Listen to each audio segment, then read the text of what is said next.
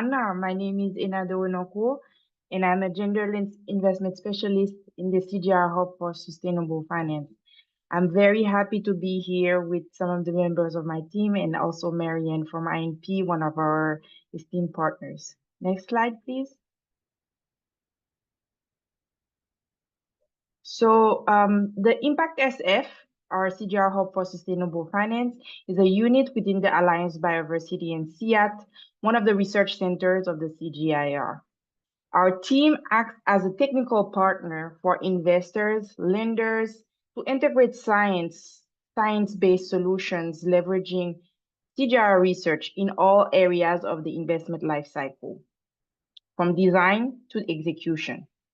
And for our track record across Latin America, Africa, and Asia, as you can see here on the slide, we have worked with more than 5 innovative investment vehicles targeting 750 million capital deployed. We have supported almost 200 Agri-SMEs through pipeline building program. And we are also working with financial institutions to develop climate smart loan bundles with them. Next slide, please. Now let's get into gender lens investing. So gender lens investing, and I see a lot of you had chosen the right responses in the poll. It's a strategy used by financial actors that considers gender-based factors and risks in the investment process to advance gender equality and better inform investment decisions. And then it's mostly in response to the 1.7 trillion financing gaps for women entrepreneurs and also address the ensuing gender-based constraints. The 2X criteria, we can say, is the embodiment of gender lens investing in terms of a globally recognized standard for both qualitative and quantitative assessments of investment opportunities with a gender lens across dimensions of governance and accountability, entrepreneurship and ownership, leadership, employment, supply chain, products and services. Today, the criteria can be used by any kind of investor and financial institution. It has also integrated country-specific benchmarks as well as sector-specific thresholds. And there's a continuum for its integration into the investment processes. Investors can go from alignment to compliance all the way to 2X certification. Next slide, please. In light of this, our team at ImpactSF has taken the step to develop a methodology to help not only the funds and the capital suppliers, but also the agribusinesses to set their gender ambition. So we start with the 2X approach to assess whether the capital is directed with a gender lens. But we also evaluate the agricultural investment impact on the SME, on the women farmers that are part of the supply chain. We also do that by developing tools that are aligned to each stage of the investment lifecycle, as you can see here, from fund design all the way to the monitoring, reporting, and verification. Next slide, please. So here we're specifically showing how the methodology we're developing goes beyond the 2X criteria, and Katie, the next speaker, will take a deep dive. So basically, we leverage the reach, benefit, empower, and transform framework to provide a continuum from basic inclusion, as Jessica said, just counting numbers, to transformational change. We also include tailored guidance specifically for agricultural investments at each stage of the investment lifecycle. The methodology incorporates indicators for climate resilience and workload reduction, and also we are also working on land tenure. And then finally, it includes participatory outcome mapping with the investees and post-investment monitoring, reporting, and verification tools to support them in providing the evidence of the impact of these investments. And I want to close by saying what we've learned through the development of and pilot testing of this methodology is that we need to meet the investors and the agribusinesses where they are in their journey to gender equality. And with the RBET framework, we provide them this visibility to be able to progress step by step towards transformation. Thank you. Thanks so much, Anna, for that wonderful comprehensive overview. And yeah, now I'd love to invite Katie, who, like you said, is going to do a deep dive. So over to you, Katie. Oh, thank you so much. And again, it's an absolute delight to be here today. Again, we're doing a deep dive in 10 minutes, right? So hopefully we're going to have certainly some time set aside today to discuss. Really exciting is that within the next few weeks here, we're going to be launching the kind of official methodology, which will have all of the kind of tools and tricks for what I'm discussing today, which is measuring what matters, gender transformative indicators for Agri-SMEs in gender responsive investment. And specifically today, we'll be discussing insights from the ImpactSF methodology and beyond the 2X challenge criteria. And just to say that we'll also explore then how these indicators align with the 2X challenge criteria and go beyond that to assess transformative outcomes. Next slide, please. So why gender transformative approaches for Agri-SMEs? Agri-SMEs play really a pivotal role in achieving inclusive rural development, yet many gender lens strategies stop short of transformation. The goal here is to illustrate why a transformative lens is essential, one that doesn't just reach women, but shifts power structures and decision-making dynamics within Agri-SMEs and their communities. And again, that's where this methodology really looks at, oh, sorry, I see a message just popped in the chat of where will the methodology be shared. We can discuss that just after this presentation. But again, that we're no longer just looking at the effects of gender inequalities in agri-food systems and agricultural investments, but rather at the root causes of these intersecting gender and social inequalities, to be able to really deliver then in approaches that speak to those root challenges. Next slide, please. So looking at our overall indicator logic, we structured our indicators using the RBET framework, which my colleague Anna had discussed, the Reach, Benefit, Empower, and Transform framework, which was originally created by some wonderful IFPRI colleagues.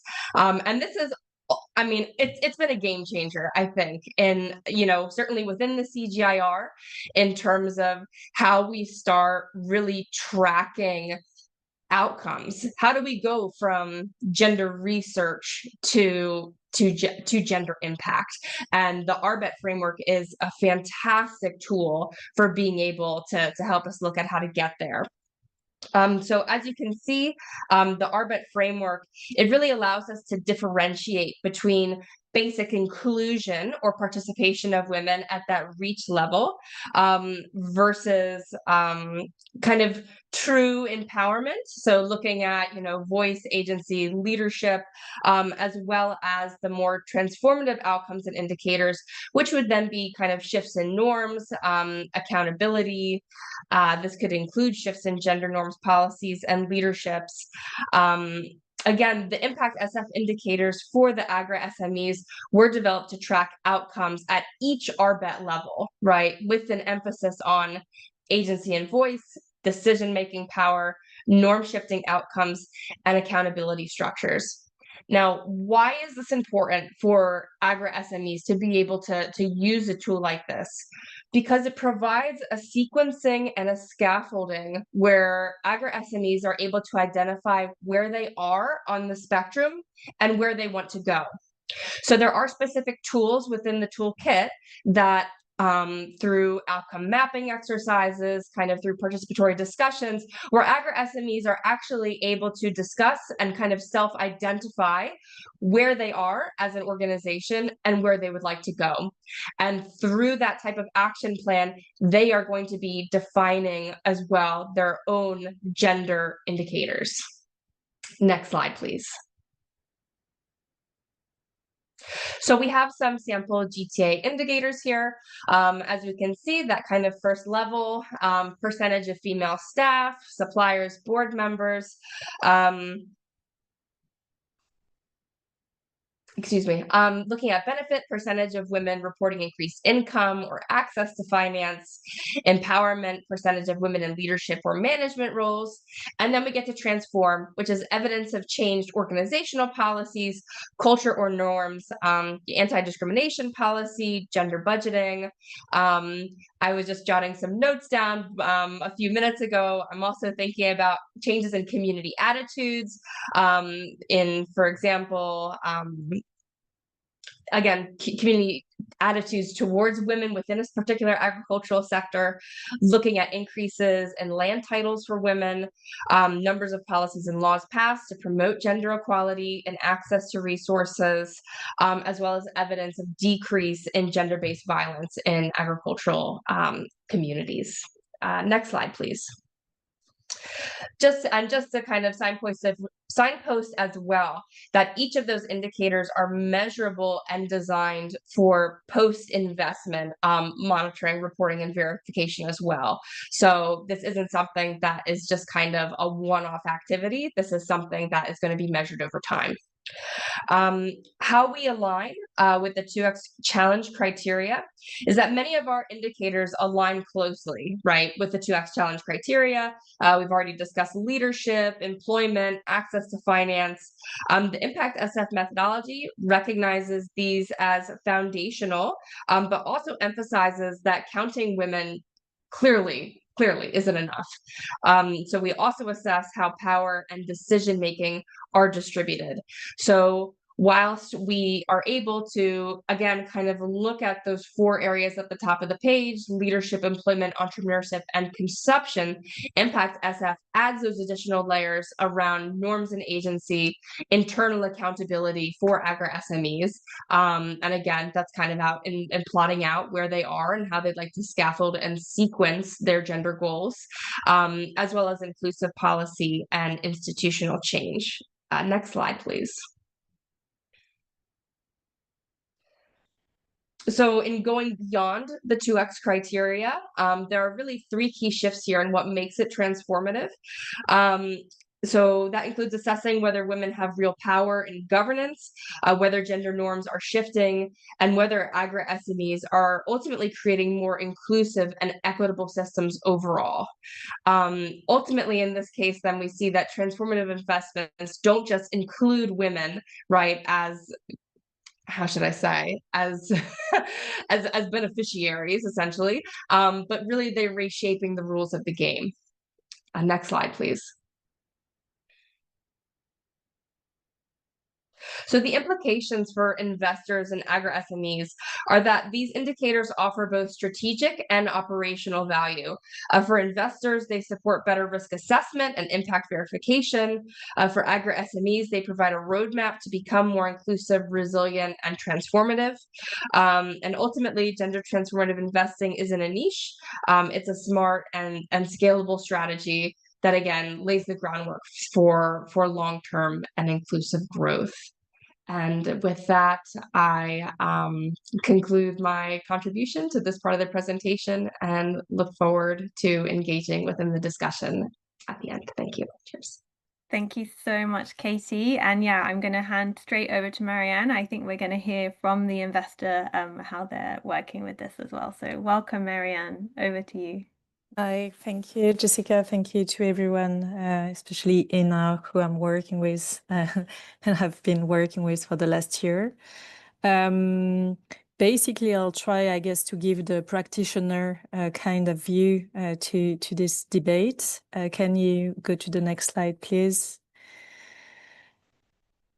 Thank you. So quick presentation about INP. We are a team of 200 people created 25 years ago now. And at a time when basically SME funding in Africa was not existent. So we are kind of a pioneer in SME investing. 25 years later, we have financed more than 300 companies in equity, quasi-equity, and seed funding. And then we also became an LP 10 years ago. And so we've now financed through that LP limited partner activity more than 25 funds. Next slide, please. Thank you. I will be very quick on that, but I think it's important to understand maybe why we are putting this focus on gender. We are considering ourselves impact investors. That's something very deep-rooted in INP's DNA. And so the vision that we have is the rise of a high-performing entrepreneurial ecosystem that is supported by investors rooted in the continent and essential for sustainable development and social cohesion in Africa. So right through the vision that we have and then the values that you have on the right of the slide, we are very keen on financing men and women, and especially women, and trying to contribute to the emergence of 500 champions of entrepreneurship in Africa by 2030. Next slide, please. So I won't spend too much time on this, but maybe to explain what I will be focusing on today. Our activity is basically split in three main business lines. One is, I would say, the historical one, the one where we finance and support entrepreneurs directly as a fund investor. And the examples that I will be taking today in the next slides are from INP Expansion, the business line in purple, and especially INP Africa Entrepreneurs 2, one of our current operating funds. But then just to be clear, we are also financing and supporting investment teams, so also creating the financing conditions for funds. And one of these fund of funds, FASA, that we are managing is actually held in collaboration with CGIAR and within CGIAR, especially the ImpactSF team. This is an agri-fund of fund, but the gender, I would say, perspective on the fund is something that is very important for us and on which we are working with INA. And then the third business line is actually the one I'm leading. It's strengthening ecosystems. And within that line, we have advocacy. And as part of this advocacy, we are a member of 2X Global. We were actually the first private equity investor to pledge for the new 2X challenge a year ago. Basically, we committed to qualifying even more deals than we did in the past. And as I think Katie mentioned, but also Ina, the 2X challenge is I would say, a good framework to analyze the gender lens of your funds, and a good starting point also for people that have not yet worked on these topics. Next slide, please. So yeah, to go, I would say more deeply into the impact strategy. Our strategy is based on 6 key pillars.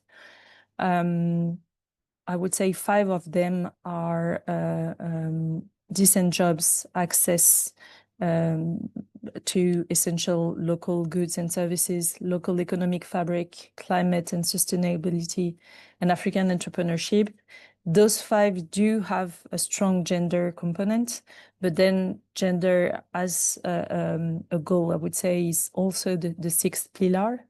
So as you can see, the main goal is advance gender equality and empower women at all levels, among entrepreneurs, among employees, and in governance. And that's something that is very important for us. When we started, I think 25 years ago, gender would be mostly analyzed through how many women entrepreneurs you are financing. We for sure know that it's more complex than that, that even sometimes when women do lead companies, their governance is not necessarily gender smart and or doesn't enable women to actually access to high qualifying positions. So that's something that we want to, I would say, enable at all levels. And then in terms of key impacts, we have 30% of our overall portfolio. So that's not just the direct investment portfolio that are led by women, which could be seen as not a high number, but is actually a high number when you compare to the sector. And I think we can go to the next slide, and I will show a few numbers to give you a perspective on that. So our strategies in terms of climate and in terms of gender, both of them are cross-cutting for all activities and basically within all of the funds. Won't spend too much time on climate, so back to gender. We are basically committed to promoting gender equality within formal SMEs. So that, I would say, is the main goal, whether directly or indirectly. And so we do identify SMEs that meet the specific needs of women, or that they do focus on inclusion or empower women in decision-making processes. And of course, enable women to access quality jobs and training opportunities. What we want to maybe explain here is that this strategy has multiple layers, because you don't do the gender fund-of-fund strategy the same way that you would do the gender strategy of a direct investing fund. So what I just said is sort of like the umbrella within which all the sub-gender strategies should be held. And then we work differently on different programs.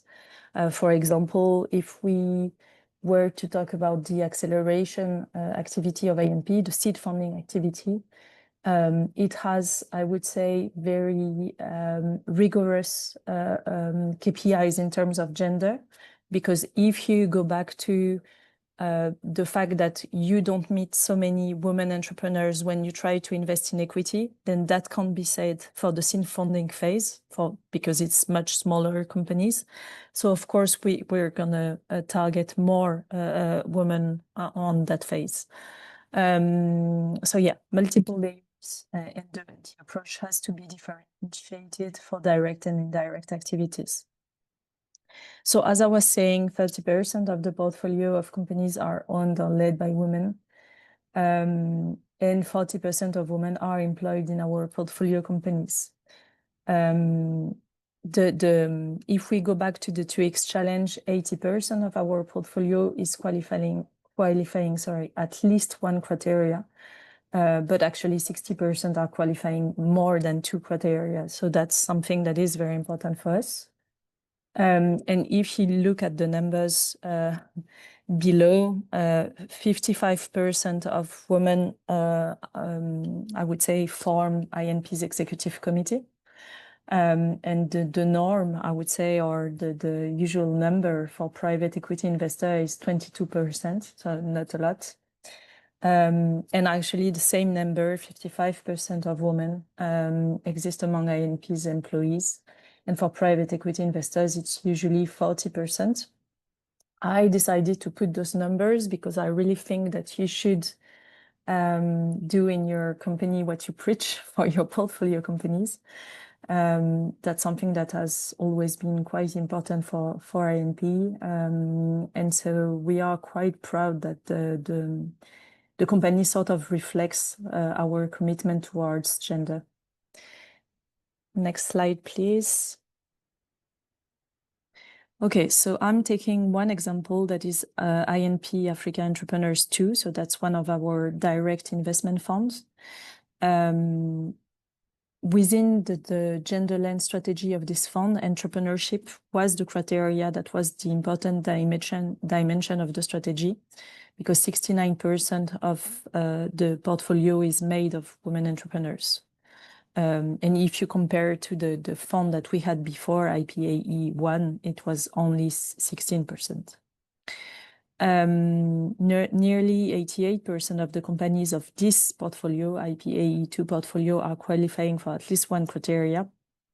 And I guess the strategy is quite simple.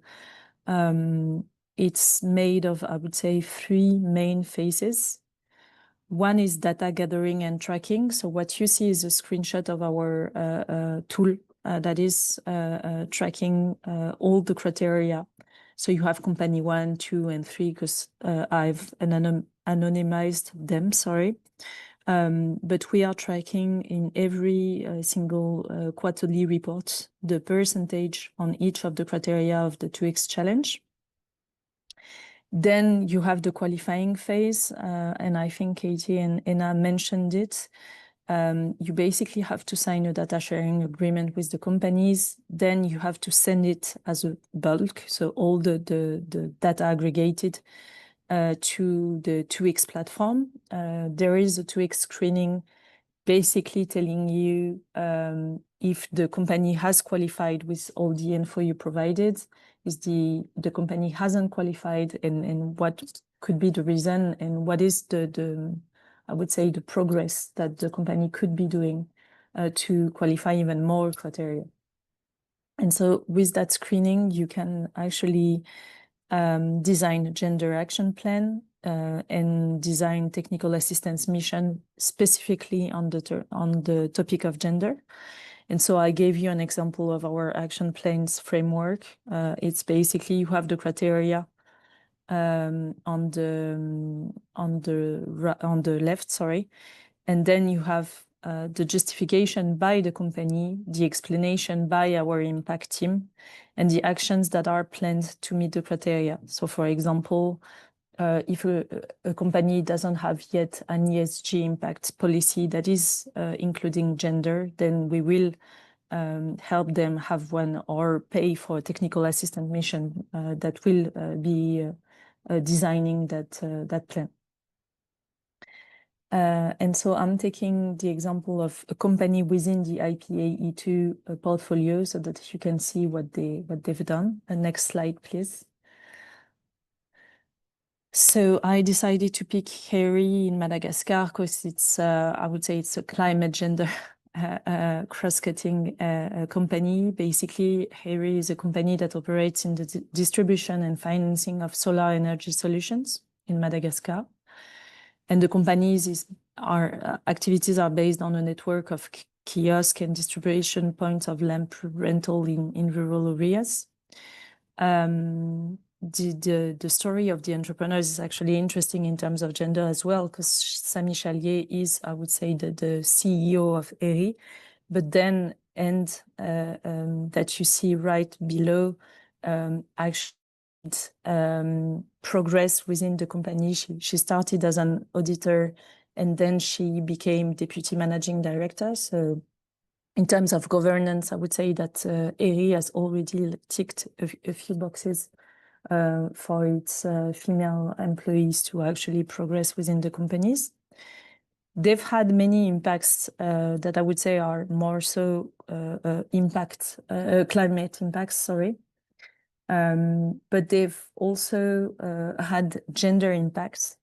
And through our board participation, through regular monitoring, so the action plans that you just saw and the data gathering and tracking, through one technical assistance mission that we did with Value for Women, we have helped them with a specific focus on ESG and gender topics.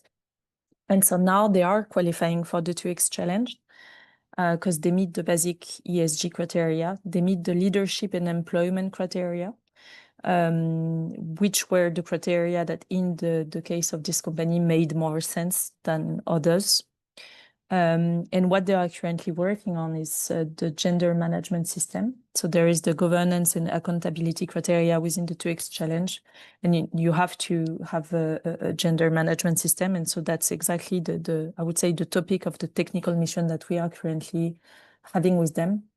And so this slide is actually an Excel spreadsheet that we have on each of the company, tracking exactly which criteria they should be working on and where they are with the progress that they have to do. So that's kind of how we work on gender. And yeah, very excited to hear about all the I guess the questions and answers in the chat.